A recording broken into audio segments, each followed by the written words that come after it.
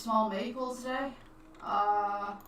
Let me see. So, when you've got your tree here, there'll be various sizes, but one of the things that I will say to you is add your leaves. So go to the leaves section at the top, and you just click show leaves.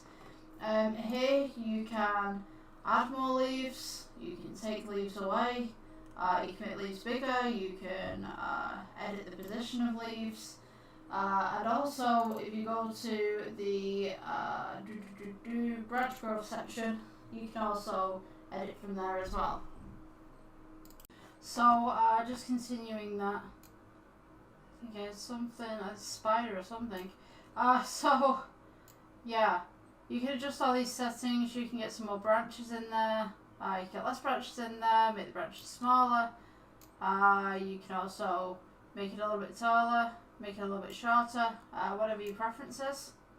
Make it taller, you can make it taller, you can make it a tiny tree. So yeah, that's how you do it. So basically when you're adding your colours, so